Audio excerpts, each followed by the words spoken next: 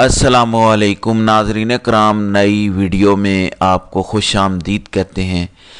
Sania Jafir express के after shocks जारी हैं। एक तो बलूचिस्तान के अंदर ऑपरेशन के हवाले से फ़ैसले लिए जा रहे हैं, दूसरा तहरीक इंसाफ के ख़िलाफ़ इस पूरे मामले को किस तरह इस्तेमाल किया जा रहा है और क्या फ़ैसला मुतवक्के है, इस पर भी हम बात करेंगे। फिर इस्लामाबाद हाई कोर्ट के जस्टिस मोहसिन अख्तर कियानी जो आइन पसंद कानून पसंद जज हैं, उन्होंने इस्लामाबाद के बड़े तगड़े अफसरान को फारिग किया है। बहुत बड़ी खबर आज इस्लामाबाद हाई कोर्ट से आई है।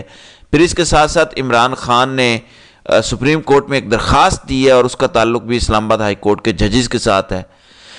नाज़रीन करम, सूरत हाल ये है कि जो सानिया जाफिर एक्सप्रेस हुआ, इसमें कोई शक नहीं है बहुत बड़ा सानिया है। दहशतगर्द कितने मरे, कितनी शहादतें हुई, ये सवाल इररेलेवेंट है, लेकिन जो उन्होंने मैसेज दिया वो बड़ा लाउड एंड क्लियर था और वो बलूचिस्तान के हालात को वाजे करता है।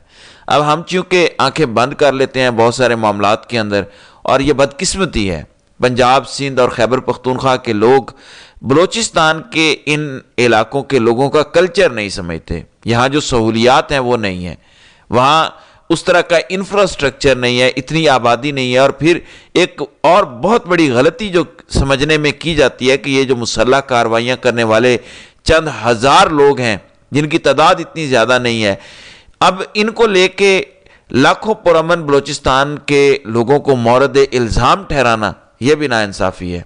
अमूमन होता ही है कि जब कोई जत्था मुसल्लह होकर मैदान में आता है तो उसके हवाले से आम पब्लिक खौफ के मारे खामोश हो जाती है, तो इस वजह से फिर समझा जाता है कि शायद सारे ही मिले हुए हैं।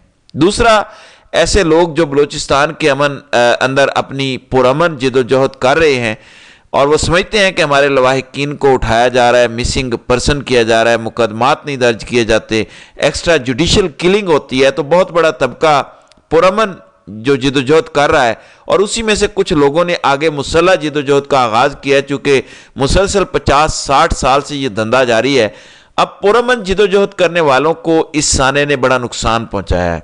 जो अपना मुकदमा पूरी दुनिया के सामने रख रहे थे, अब सबको पंजाब और बाकी इलाकों में एक ही नज़र से देखा जाएगा और ये उनको बड़ा नुकसान हुआ है। इस पर हामिद मीर ने एक कॉलम भी लिखा है जिस पर मैं अगली वीडियो में तफसीलन बात करूंगा।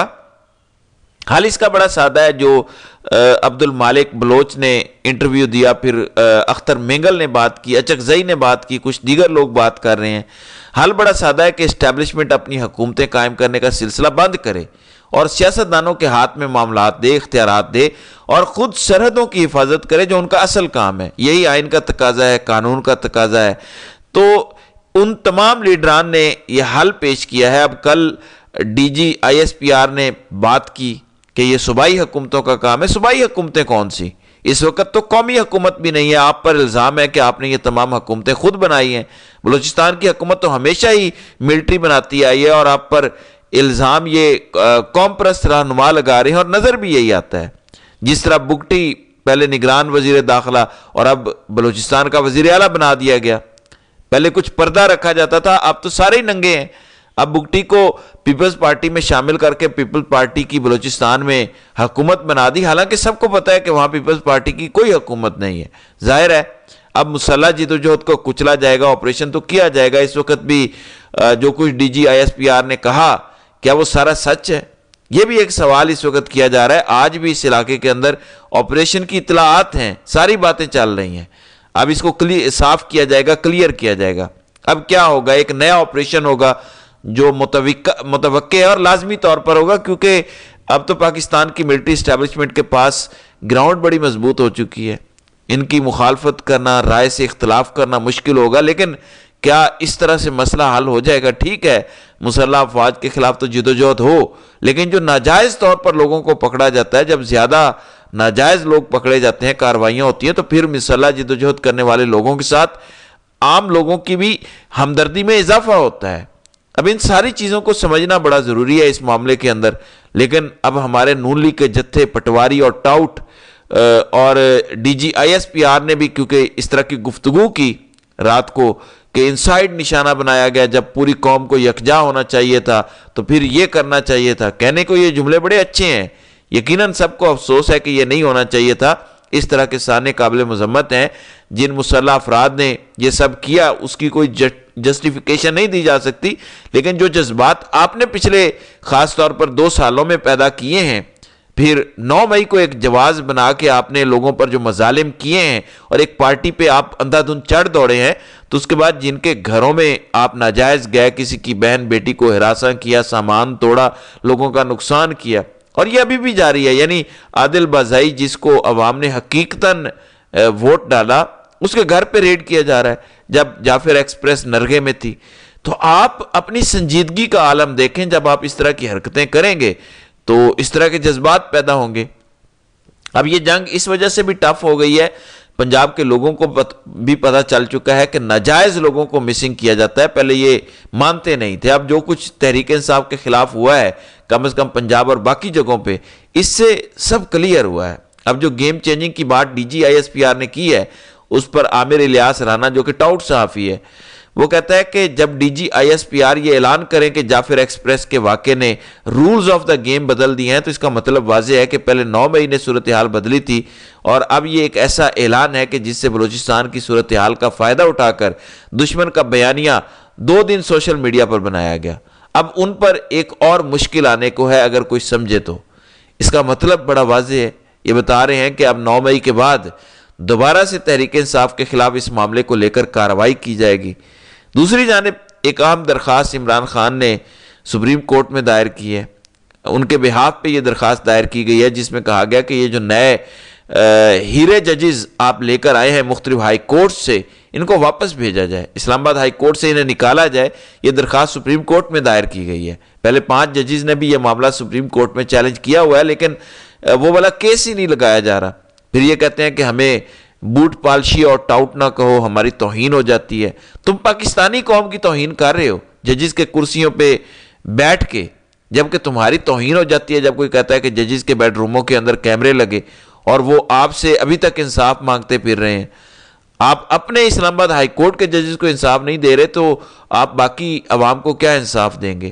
تو اب عمران خان نے یہ درخواست دے دی ہے کہ ججز کے تبادلے کا نوٹیفیکیشن غیر قانونی، غیر آئینی اور کالعدم قرار دیا جائے. اسلام آباد ہائی کورٹ کے ججز سے کہ پہلے سے موجود ججز کو جو ہے وہ انتقام کا نشانہ بنایا جا رہا ہے. ججوں نے مداخلت کے خلاف آواز اٹھائی، اس وجہ سے ان کے خلاف انتقامی کارروائی کی جا رہی ہے، اور میرے خلاف میرٹ پر جو کیسز ہیں وہ انہوں نے نپٹائے ہیں. اس وجہ سے ان اسلام آباد ہائی کورٹ کے آئین پسند ججز کو ٹارگٹ کیا جا رہا ہے، اور اوپر سے اپنے ہیرے نگینے اسلام آباد ہائی کورٹ میں لائے گئے ہیں ان کو وہاں سے نکالا جائے، واپس انہیں ہائی کورٹس میں بھیجا جائے جہاں سے وہ آئے ہیں. پھر ایک شہری ہیں محمد حنیف، پی ٹی آئی سے ان کا تعلق ہے. ان کو اٹھا کر مبینہ طور پر پولیس نے غیر قانونی حراست میں 9 ماہ تک رکھا. جسٹس محسن اختر کیانی نے ایس ایس پی اور ایس ایچ او سیکرٹریٹ کو گرفتار کرنے کا حکم دیا. اس پر تفتیش کے لیے جی آئی ٹی بنائی گئی. آج اسلام آباد ہائی کورٹ کے جسٹس محسن اختر کیانی نے کہا کہ ان افسران کو گرفتار کر کے پیش کیا جائے. یعنی 9 مہینے کسی کو غیر قانونی، غیر آئینی، بغیر عدالت میں پیش کیے رکھنا، تشدد کا نشانہ بنانا. آپ اندازہ کریں کہ یہ کتنے درندے لوگ ہیں، کتنے بے شرم اور بے حیا ہیں جنہوں نے یہ کام کیا ہوگا. چلیں ابھی تو الزام ہے، آگے چل کر یہ کلیئر ہو جائے گا. ایک طرف کہا جاتا ہے کہ قوم یکجا نہیں ہے، ایسی درندگی کرنے کے بعد یہ تقاضا کیا جاتا ہے کہ قوم ایک ہو. اب 9 ماہ کے لیے غیر قانونی حراست میں رکھنے پر متعلقہ ایس پی اور ایس ایچ او کو عہدے سے ہٹا دیا گیا ہے. آج آئی جی اسلام آباد کو بلایا گیا تھا تو انہوں نے بتایا کہ ان کو ہٹا دیا گیا ہے. تفتیش کے لیے جی آئی ٹی بنا دی گئی ہے. محکمانہ کارروائی انکوائری بھی شروع کر دی گئی ہے. واقعے میں ملوث کسی بھی افسر کو نہیں چھوڑا جائے گا. علی ناصر رضوی کا اسلام آباد ہائی کورٹ میں محسن اختر کیانی کی عدالت کے اندر بیان. تو یہ جو تگڑے افسران ہیں ان کو عہدوں سے ہٹا دیا گیا ہے. اب دوبارہ بھی رکھ لیا جائے گا چونکہ یہ ان کے چہیتے ہیں. سوال یہ ہے کہ محسن اختر کیانی اور باقی ججز، 6 ججز جنہوں نے خطوط لکھے، جن کے گھروں میں کیمرے لگائے گئے، اتنا ان کو نیچا دکھانے کی کوشش کی گئی، آپ ان کو بھی نہیں توڑ پائے. وہ آج بھی ڈٹے ہوئے ہیں. اسی وجہ سے امید ہے کہ اداروں کے اندر آج بھی چند لوگ آئین اور قانون کے ساتھ کھڑے ہیں. ان 6 ججز کا ڈٹے رہنا یہ پاکستانی قوم کو بہت حوصلہ دیتا ہے. تو ناظرین کرام، آپ کی اس ویڈیو کے حوالے سے کیا رائے ہے؟ آپ اپنی رائے کا اظہار کامنٹ سیکشن میں ضرور کیجیے گا.